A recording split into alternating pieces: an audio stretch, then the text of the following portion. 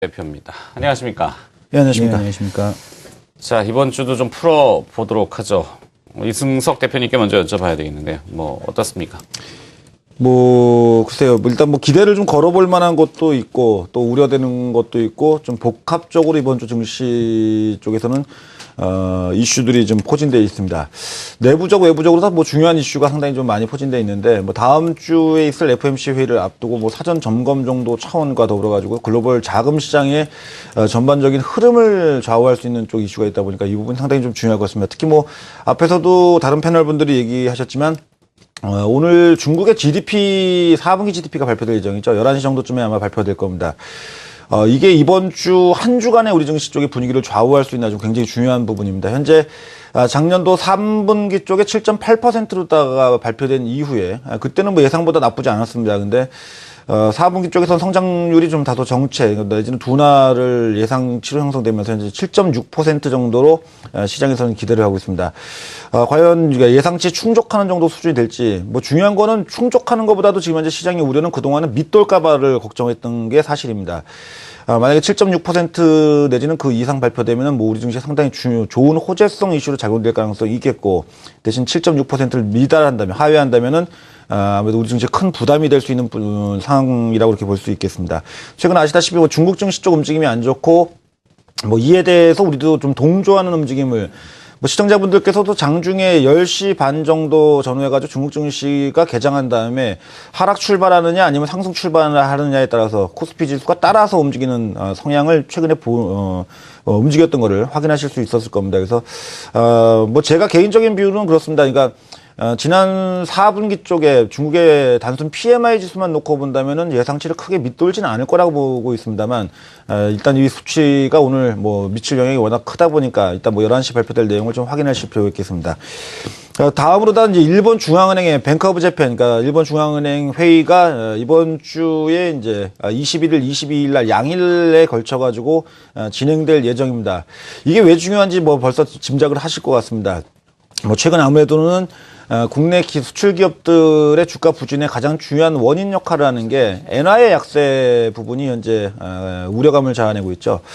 이런 요인에서 이제 미국이 최근에 테이퍼링을 이미 시행을 한 상황에서 이제 일본이 이제 올해 4월 달에 소비세를 인상을 합니다. 그 전에 이전에 통화를 그러니까 돈을 갖다 풀었던 속도를 유지할 것이냐, 아니면 그렇지 않고 좀 속도를 좀 줄이거나 내지는 약화시킬 것이냐에 대한 의지 표현, 이 부분이 환율 시장 전망에서 굉장히 중요할 것 같습니다. 시장에서 보는 시각은 대부분의 경우에는 일본 중앙은행이 기존의 추세를 좀 유지할 가능성이 높지 않을까 이렇게 예상을 하고 있는데, 그럴 경우에는 다시 엔화 가치 약세가 최근에 좀 정체를 보이고 있는 상황에서 방향을 엔화 약세로 다시 틀 가능성이 있다 보니까 이 부분은 좀 다소 좀 국내 증시에도 좀 부담 요인이 될 가능성이 있다고 보여집니다. 더불어가지고 이제 국내 메이저 기업들도 실적 발표가 본격화됩니다. 그래서 제가 가장 중요하게 보는 실적은 이제 현대차 실적이 23일 날 발표될 예정인데, 과연 우리나라 기업들, 그러니까 수출 기업들이 일본 엔화 약세와 그다음에 원화 강세로, 그러니까 달러 대비해서 원화 강세로 인해 가지고 과연 얼만큼 실적이 데미지, 그러니까 피해를 받냐, 아니면 그렇지 않고 무난했냐, 이 부분의 척도가 현대차 실적에서 발표될 예정이다 보니까 이 부분이 국내 증시에서 외국인들의 어떤 스탠스를 한국 주식을 매수해 줄 것이냐, 아니면 그렇지 않고 더 팔 것이냐에 대한 분위기를 좌우하는 데서 이 세 가지 요인이 가장 중요할 것 같습니다. 더불어가지고 내일 발표될 예정인 IMF의 올해 글로벌 국가들의 경제 성장 목표치의 제시도 또한 중요하다 보니까 앞에서 제가 좀 이렇게 설명드린 부분을 본다면 이번 주가 얼만큼 중요한지를 대충 아마 예상을 하실 수 있을 것 같습니다.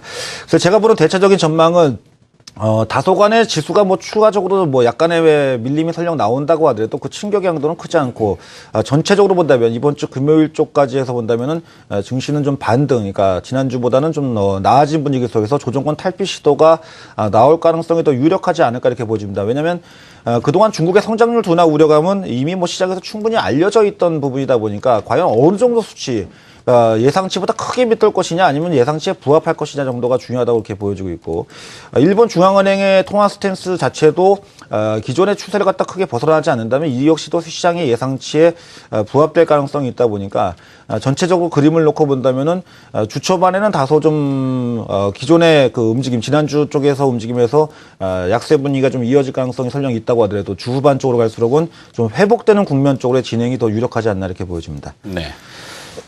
자, 개장이 임박한 가운데 이제 10분여 남겨두고 있는데 호가가 다시 또 마이너스로 나오고 있습니다. 경기의 심리 대두가 되고 있는데요. 자, 시장 뭐 큰 빅 이슈들이 워낙 많기 때문에 충돌을 하는 이런 형국이고 오늘 저녁엔 또 뉴욕 증시가 휴장이라서 개별 자체로 움직여야 되는 부분인데 주말에 나온 개별 이슈를 좀 볼까요?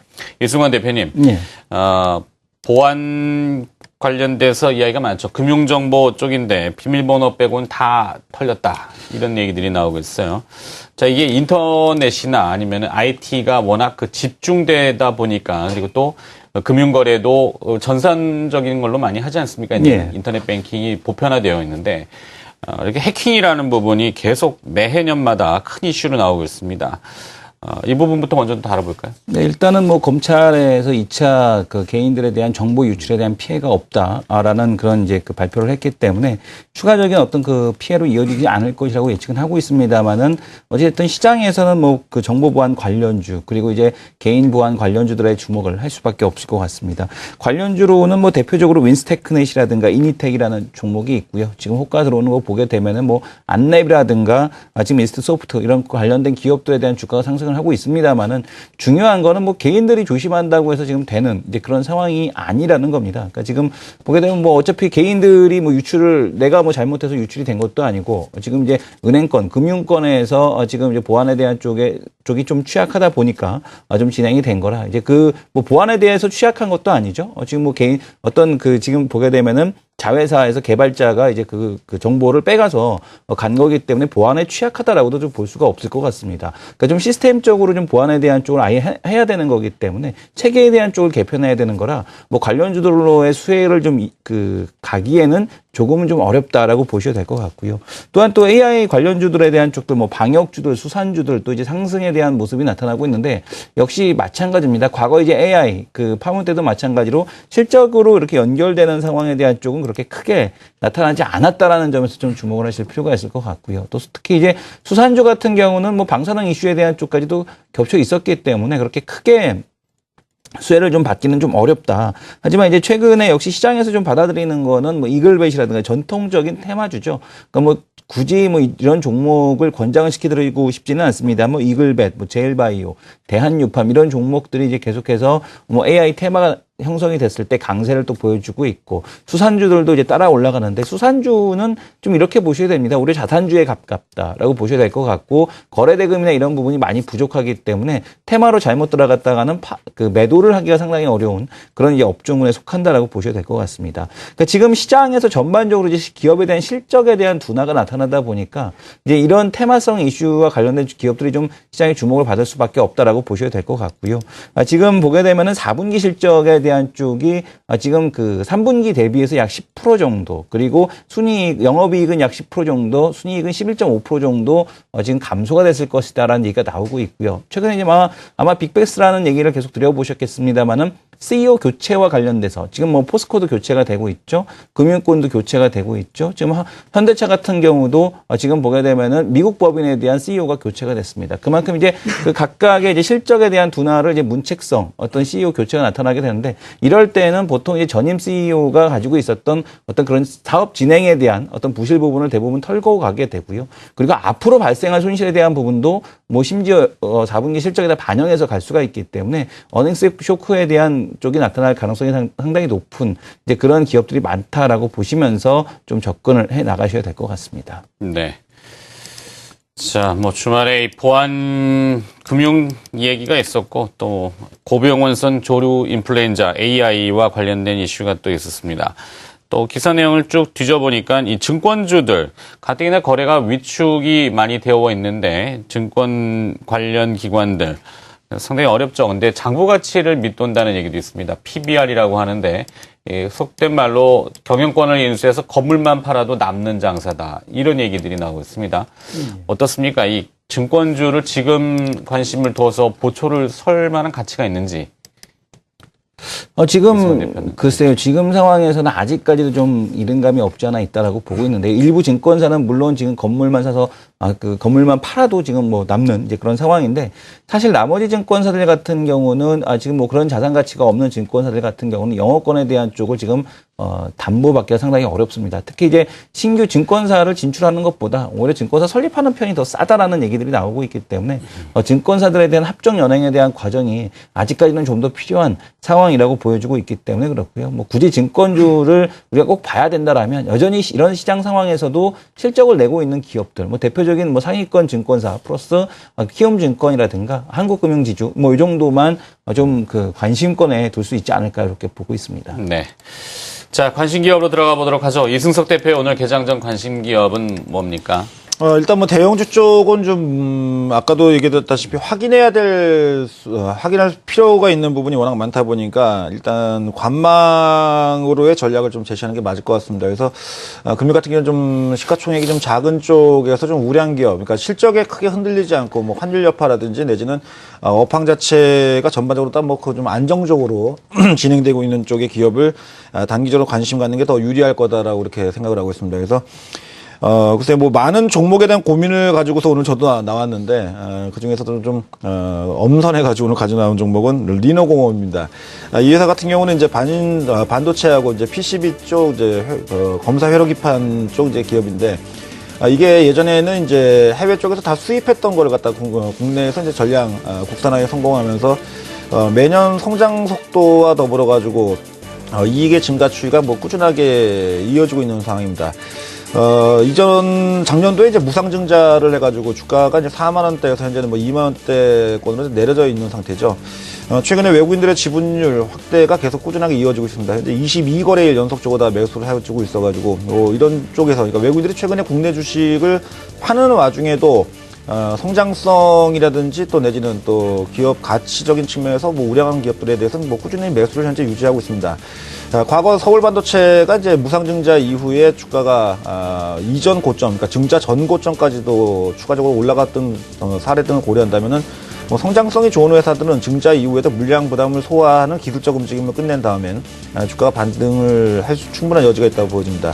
뭐 동기업도 뭐 비슷한 추이를 보이지 않을까라는 전망으로 인해 가지고 금일 리노공업을 관심 정보로 제시하도록 하겠습니다. 네, 이승원 대표의 관심 기업은 뭡니까? 뭐 지금 구간에서는 이제 충분히 가격적인 메리트가 있는 기업을 좀 공략해야 된다라고 보고 있는데요. 그런 관점에서 좀 LG전자를 제시를 해드리겠습니다.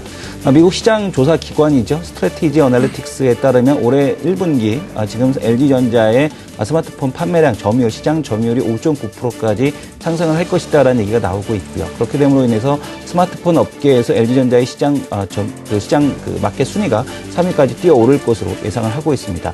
또한 LG전자 역시 마찬가지로 올해 시장에 대한 전략 자체, 구글과 제휴를 통해서 마켓 쉐어에 대한 확대에 대한 쪽을 노리고 있기 때문에 이런 부분에 대한 쪽이 시장에 주목이 된다라면 LG전자 같은 경우는 과거 10만 원 이상에 대한 주가는 조금 어렵다고 하더라도 충분히 다만 그 근처 한 9만 원 근처까지는 충분히 상승할 수 있는 모멘텀이 되지 않을까 이렇게 보고 있습니다. 그래서 현재 주가 수준이라면 LG전자 같은 경우는 뭐 변동성에 대한 쪽을 감안하고라도 들어갈 만한 그런 좀 위치로 보여진다라는 말씀을 드리겠습니다.